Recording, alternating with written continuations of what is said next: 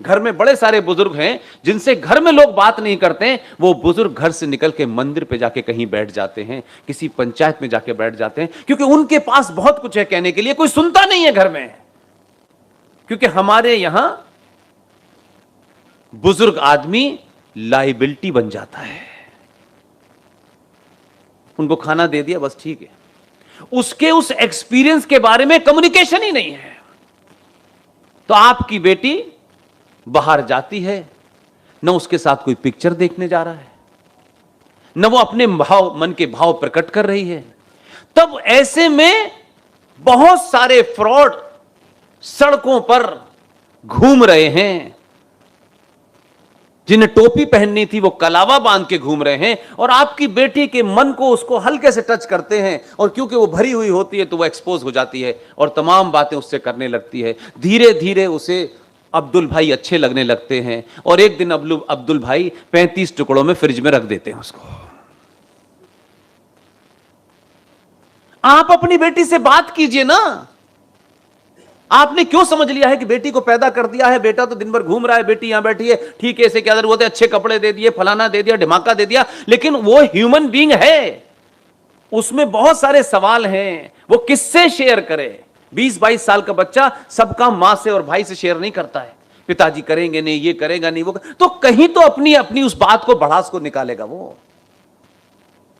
तब वो कैटरीना कैफ को खूबसूरती की परिभाषा समझने लगती है। हम हिंदू समाज विज्ञापन देख करके अपने आप को समाज में देखता, अच्छा ये वाली गाड़ी उस विज्ञापन में, अच्छा शर्मा जी क्या थी, हमारे यहां नहीं थी। हमने ऐसा एक कंपटीशन आर्टिफिशियल बना दिया है, और उस दौड़ में हिंदू समाज घूम रहा है। आपके पास सत्ता है, पैसा है, रुपया है, सब कुछ है, लेकिन आप ही असुरक्षित हैं। जो पंचर जोड़ रहा है उसके कितने बच्चे हैं वो उसे खुद नहीं पता, और वो एक सिविलाइजेशन वॉर लड़ रहा है, वो सभ्यता की वॉर लड़ रहा है। और आप अपना मकान 10 करोड़ का कैसे बने, 15 खिड़कियां कैसे हो, महंगे इलाके में कैसे हो, हर बात को कैसे दुनिया में दिखाएं कि देखिए साहब शर्मा जी ने तो अपने बेटे की बर्थडे में लोगों को ये बांटा था। ये इस तरीके की खबरों से आपको जाने कौन सी प्लेजर मिलता है। लेकिन हमने अपने जीते जी नेक्स्ट जनरेशन को क्या दिया, ताकि हमारे समय की सिविलाइजेशन, अगर उसमें कुछ त्रुटियां थी उसे सही करके हमने आगे बढ़ाया, नहीं बढ़ाया, हमारा इसमें इंटरेस्ट नहीं है। अगर सूरत में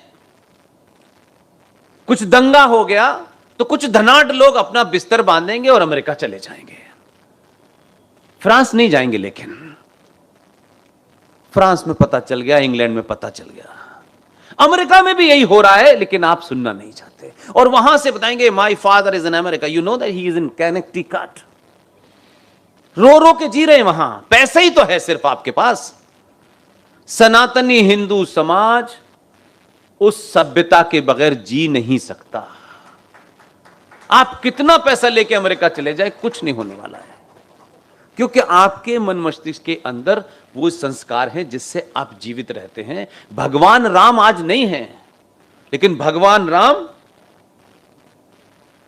और भरत, जरा थोड़ा सा आप इसको, मेरी बात को समझने की कोशिश करें कि हम सब राम बनाना चाहते हैं अपने बच्चों को, उसमें भी झूठ बोलते हैं। शुद्ध राम बना नहीं सकते अपने बच्चे को आप, उसकी तारीफ करते हैं, और हमारा जो कथावाचक है वो उतनी ही बात बताता है जहां तक उसके चढ़ावे में पैसा ठीक ठाक आ रहा हो। भगवान राम के चरित्र को ले लीजिए, अगर अपने बेटे को राम बनाना है तो सच्चा वाला राम बनाओ, झूठा वाला राम मत बनाओ। टीवी में देखने वाला राम नहीं है। मैं बताता हूं राम क्या था। ये भगवान राम जिनको सत्ता मिलनी थी, जिनको राजा बनना था, उनको जब थोड़ी देर बाद यह पता चला कि उनके राम बनने पे मां को किसी को ऐतराज है, तो उन्होंने सवाल नहीं किया, उन्होंने अपनी खड़ाऊं भरत को दी, और आप उस पूरे एपिसोड को टेलीविजन के माध्यम से और जो साक्षात लोग कथा कहते हैं तब भी, राम जब जंगल के लिए निकले तो रास्ते में हजारों ऐसे राजा थे जो उनके पिताजी को जानते थे। अटैची रख के किसी के घर में जाके सो जाते, यार मेरे बाप ने मुझे सत्ता नहीं दी यार, बड़ा खराब बाप है और इसको दे दी यार, और मैं नाराज हूं, सो जाते, क्या दिक्कत पड़ रही थी। ना अटैची भर के कपड़े के लेके निकले। यहां से मैं कहता हूं कि राम के साथ जो लोग राम की बात करते हैं वो भी पाखंडी हैं। राम जब अपने घर से निकले तो उनके तन पे एक कपड़ा था, और जो राम थे सिर्फ उस वक्त तक वो राम थे, लेकिन भगवान राम जब निकले जंगल के लिए तो पागल नहीं थे, दिमाग नहीं खराब था उनका, असभ्य नहीं थे। उनके शरीर पे एक कपड़ा था और धनुष बाण था, क्योंकि उनको मालूम था कि मैं जंगल से जब निकलूंगा तो इसमें जानवर, जिहादी, पागल, कुत्ते सब मिलेंगे और वो सिर्फ धनुष बाण की भाषा समझेंगे, और उसे लेके निकले। तो अधूरी कहानी मत सुनाओ, पूरी सुनाओ। और जब 3 दिन तक समुद्र से याचना करी उन्होंने, और जब उसने नहीं दिया तो वही राम ने जब धनुष बाण तान लिया तो समुद्र ने प्रभु कहकर के रास्ता दे दिया। यहां से यह सबक मिलता है कि भक्ति कीजिए, लेकिन बिना शक्ति के प्रदर्शन के भक्ति नहीं हो सकती। इसलिए शक्ति का प्रदर्शन आवश्यक है। भगवान राम ने किया तभी तो वो वहां आगे गए, और जब भगवान वहां से लौटे तब उनके नाम के आगे लगा मर्यादा पुरुषोत्तम राम। और आज जिस जगह आप खड़े हुए हैं, धर्म शब्द को इतना गलत तरीके से व्याख्यात किया गया है, और यह कोई ऐसा साइंटिफिक नहीं है कि किसी लैब में से मैं कोई रिसर्च बता रहा हूं। हमारे शास्त्र, हमारी संस्कृति, हमारी सभ्यता, हमारे संस्कार में धर्म शब्द जो है वो मजहब का पर्यायवाची नहीं है। मजहब और धर्म पोल सपाट है, लेकिन राजनीतिक लोगों ने, चाटुकार समाज के ठेकेदारों ने शब्दों के साथ खिलवाड़ करने से कैसे अनर्थ होता है। ये जो वर्ड सेकुलर शब्द आया, जिसे आपने धर्मनिरपेक्षता का नाम दिया, ये शब्द यूरोप से आया, और यूरोप में मैं समय तो ज्यादा नहीं ले रहा,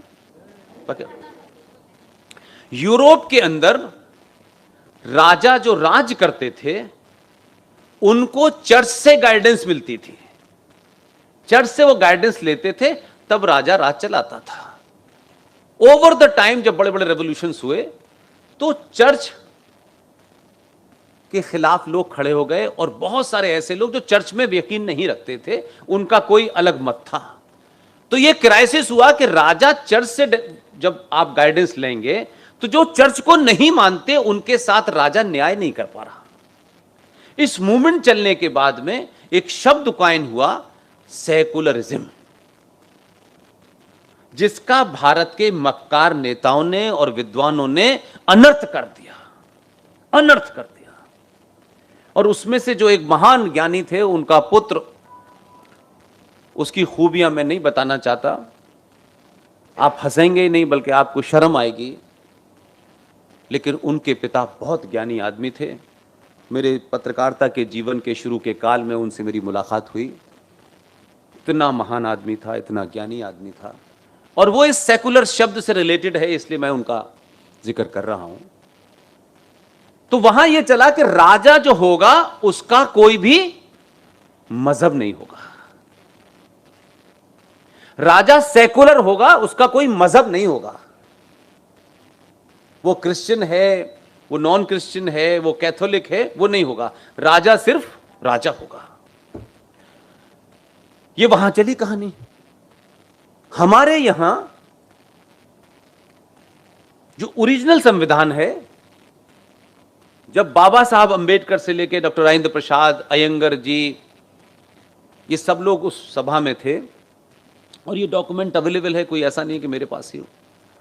उस वक्त जब बहस हुई तब भी ये सेकुलर शब्द हमारे यहां आया कि भारत के संविधान को सेकुलर होना चाहिए।